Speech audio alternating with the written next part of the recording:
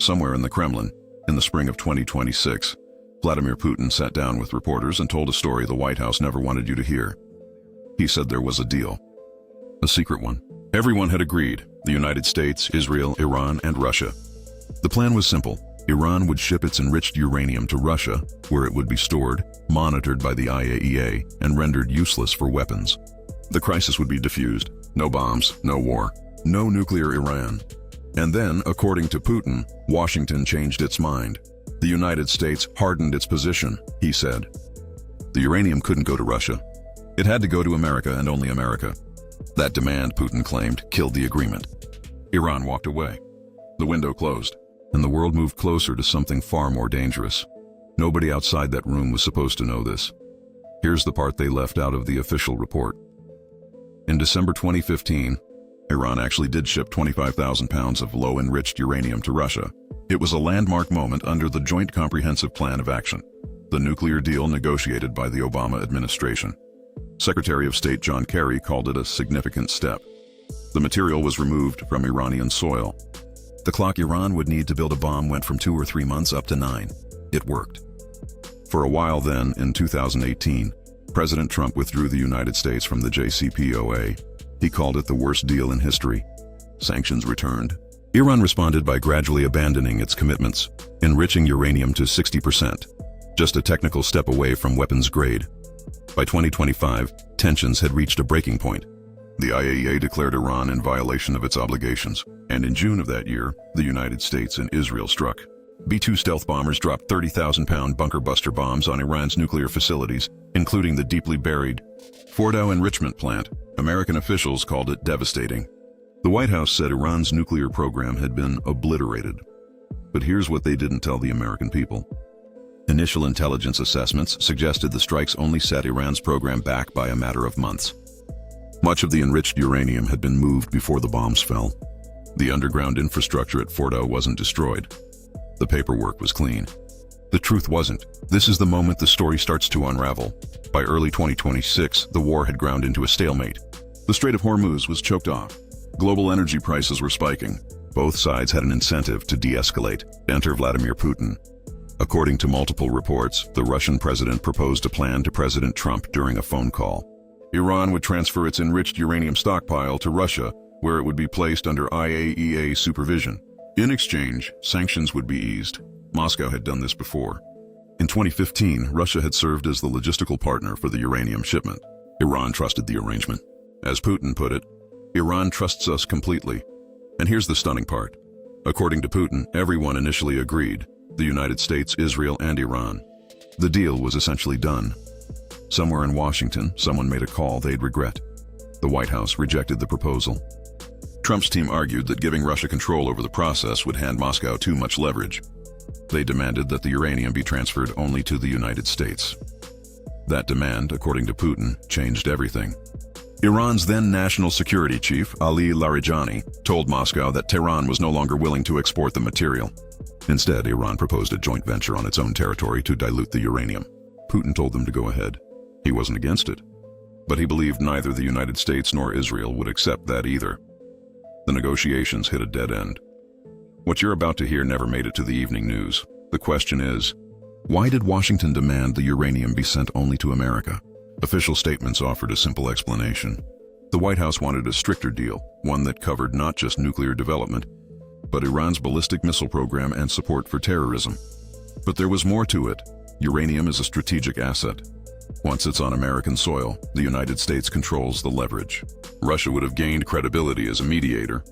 American influence in the region would have diminished. The calculation was cold. And it may have backfired catastrophically.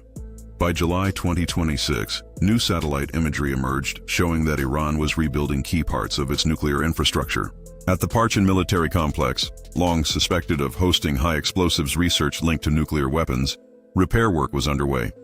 Vehicles were seen entering and exiting tunnel systems. The Memorandum of Understanding signed in June 2026 had been intended to freeze Iran's nuclear program.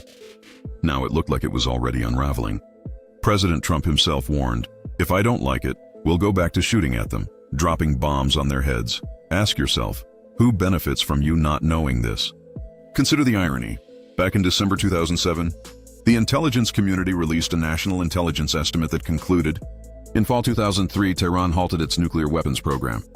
President Bush, who had been threatening military action against Iran, was undermined by his own intelligence agencies.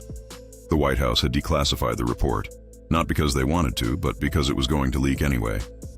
Fast forward to 2026. The same cycle repeated, only with reversed roles. This time, it was the White House that refused a diplomatic path, and it was Putin who went public with the details of the secret negotiations. The record was sealed for a reason. The 2015 uranium shipment to Russia was hailed as a diplomatic breakthrough.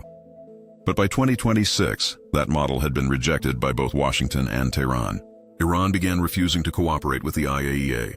Satellite imagery showed reconstruction of nuclear sites. The fragile trust that had existed between Iran and the international community was gone. This wasn't supposed to leave that building. Let's be clear about what was at stake. In 2015, Iran's breakout time, the amount of time it would take to produce enough fuel for a single nuclear weapon, was between 2 and 3 months. After shipping 25,000 pounds of uranium to Russia, that timeline was extended to 9 months. By 2026, Iran had abandoned those limits. It had advanced centrifuges capable of enriching uranium 50 to 60 times faster than the old models. The IR-9 centrifuge was operational. The technological threshold had been crossed. A deal to move that material to Russia would have extended the breakout timeline again. It would have provided transparency, IAEA oversight, and a cooling-off period. And it never happened. History remembers the outcome. It forgot how close it came to going the other way. Somewhere in the White House Situation Room, a decision was made. It wasn't necessarily the wrong one at the time. The United States had legitimate reasons to distrust Russia's role. Moscow was not a neutral party. It had its own interests in the region, but the consequence was a missed opportunity. By July 2026, the agreement that had been signed between Washington and Tehran was already under strain. White House officials acknowledged it could be undone. Leaked drafts of the memorandum revealed it was vague, lacking concrete promises on Iran's nuclear program beyond a pledge to never develop a weapon. Meanwhile, Iran's proposals evolved. According to reports, Tehran offered to transfer its enriched uranium to Russia instead of the United States, but only under certain conditions. The demand for international guarantees was added. The nuclear issue was decoupled from maritime security. It was a shell game, and the American public was never told the full rules. The tale of the 2026 uranium deal is a story of what happens when diplomacy collides with politics. When trust is replaced by leverage, when the option that everyone agreed to is rejected because the wrong party would get the credit. Putin, in his press conference, made a telling point. "We simply want to make some small contribution," he said, "to defusing the situation." Skeptics saw it as a power play, but even if it was, the result was the same. The status quo changed for the worse. A nuclear crisis that might have been diffused instead deepened. By late July 2026, satellite imagery confirmed Iran was rebuilding at Parchin and other missile bases. The war-weary region braced for the next round. Somewhere in a sealed file in Washington, the details of the failed uranium deal remain classified. The names of the officials who scuttled it are hidden. The intelligence assessments that warned against rejecting Putin's proposal are likely still stamped top secret. The American who could tell you the whole story probably signed a non-disclosure agreement that lasts a lifetime. 1. Final question lingers. On June 28, 2026, Vice President J.D. Vance told a conservative commentator that the deal with Iran could be reversed if there was an utter meltdown over the terms. President Trump went further. "If I don't like it, we'll go back to shooting at them, dropping bombs on their heads." The bombs were already falling. The uranium was still in Iran. The war had already killed thousands. Vladimir Putin claimed he had tried to stop it. Whether he was telling the truth or not, the outcome was the same. The deal was dead. Iran's nuclear program was not ended, only degraded. And somewhere in the archives, there is a document, maybe a transcript, maybe a memo, maybe a phone log, that records who made the final decision. The question is, will you ever be allowed to read it? Or will history repeat itself the way it always does? The truth buried, the war forgotten, and the next crisis already in motion. A decision was made, a deal was killed. A nuclear Iran was not stopped, only delayed. And somewhere in Washington, the men who made that choice are hoping you never ask who they are.